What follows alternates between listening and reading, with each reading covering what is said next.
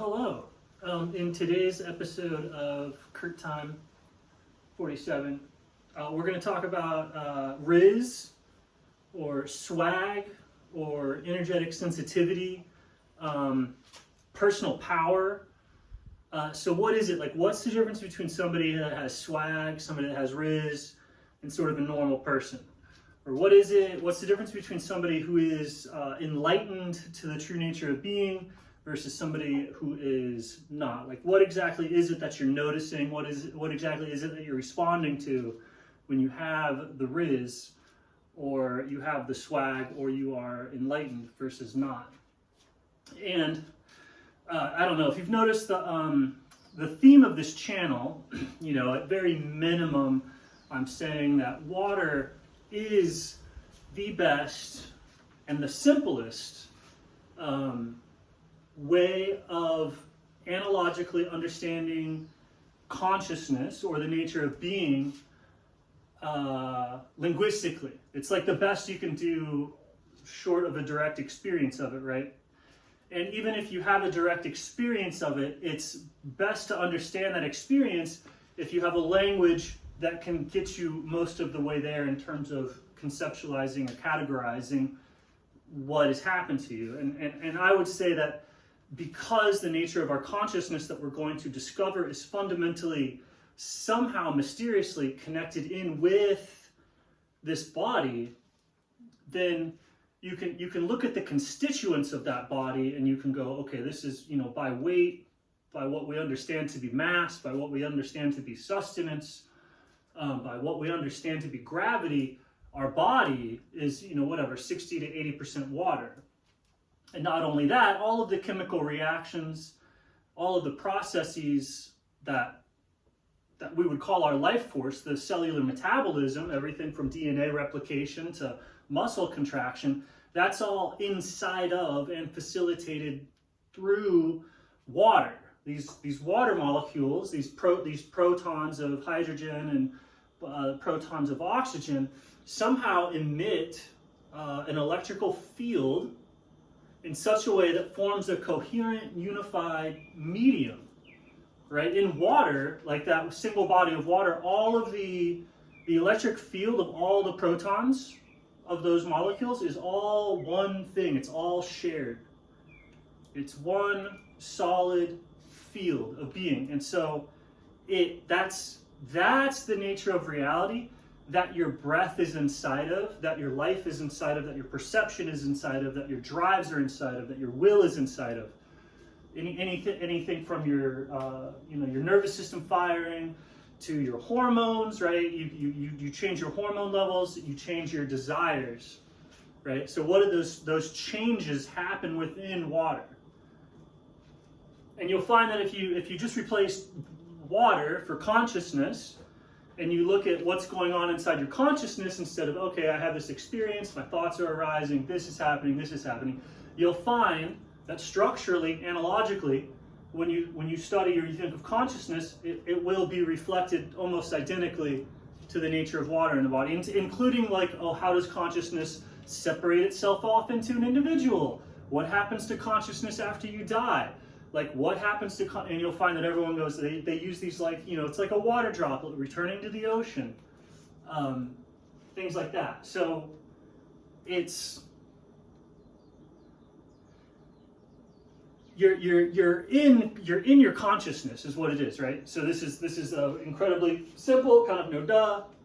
Of course, everything's arising in my consciousness. What does this possibly have to do with rizz or charisma?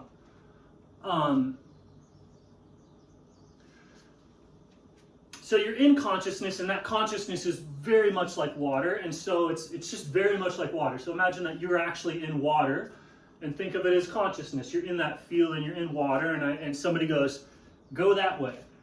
And so if you're in water, and you don't realize that you're in water, you don't feel that you're in water, and you don't feel how your body is interacting with and moving the water, you'll move in such a way that doesn't really have much relationship to the water around you. And people call that flailing or splashing or what have you. They're even if they're, let's say that they're good at swimming, they could have inefficient stroke patterns, right? They could have like be creating basically drag instead of lift as they move through the water. That would be a normal person.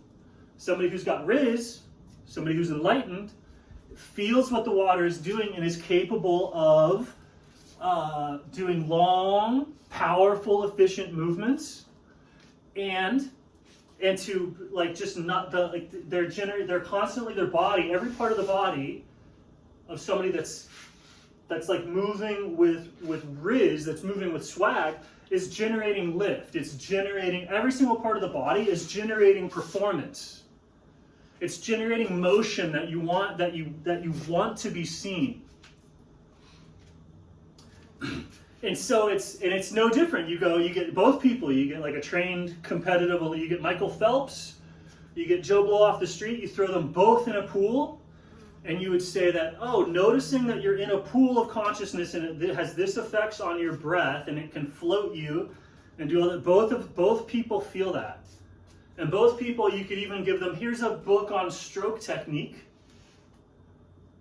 Here's how to swim correctly. And you have Michael Phelps read the book on how to swim correctly.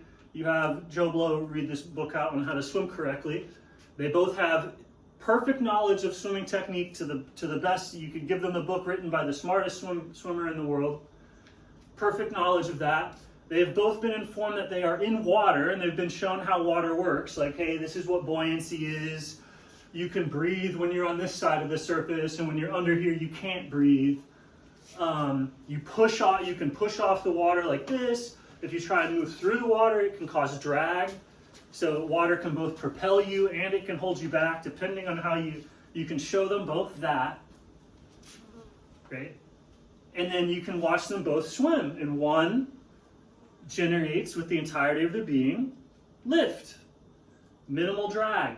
The other person, for whatever reason, is only creating drag, usually because of saying that they're not feeling what's actually going on. They are only looking for to accomplish the idea that they have about the water, like the idea of the technique, or the idea of how it works, and then that if you're not right there interacting with the water in that moment, for the most part, your movements are going to be drag.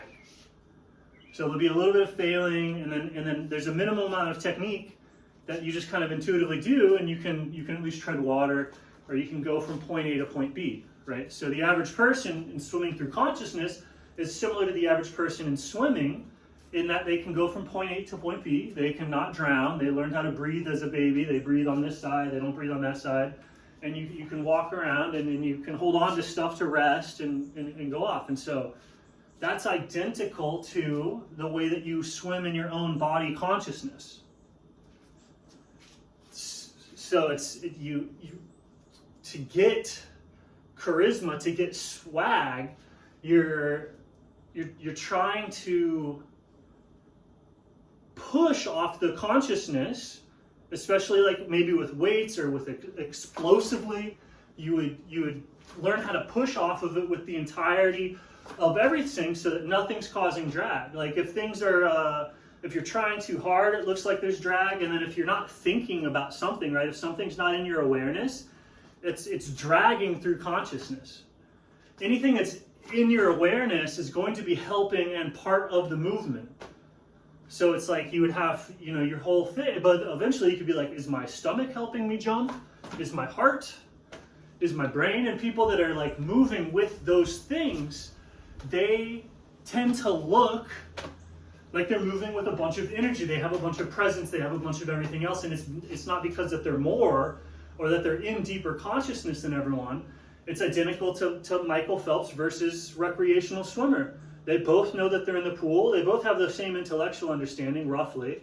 And then, but one of them pushes off, feels the lift and generates lift, and feels drag and does minimal drag, and the other one kind of has an idea of it. So just when you see like people doing like really crazy robot stuff, movement things, it's all, what are they doing? It's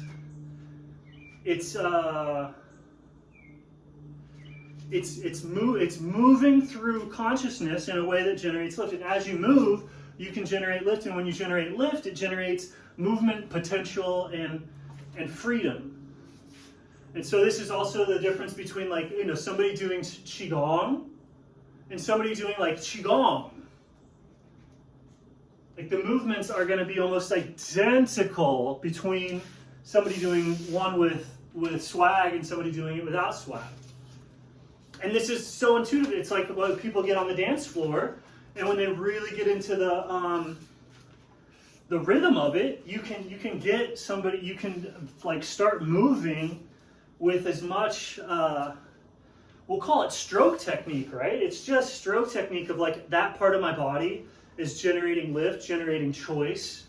And so we're talking, you could just be at the bone level, skin, every individual muscle fiber, down to every cell, every capillary, every blood vessel is generating lift, generating choice.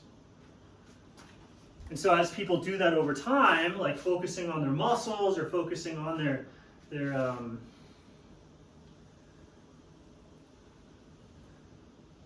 like the dance appearance, stuff like that, then the body changes. But that's just the difference between having charisma and not having charisma, or having swag, not having swag. You're in a very simple, easy to identify situation.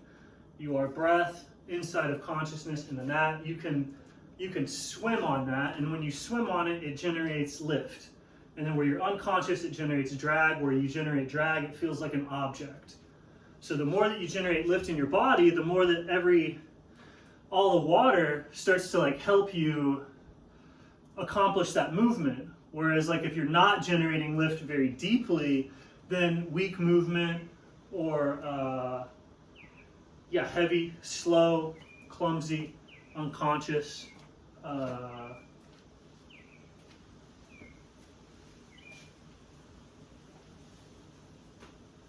and so it's just that. It's just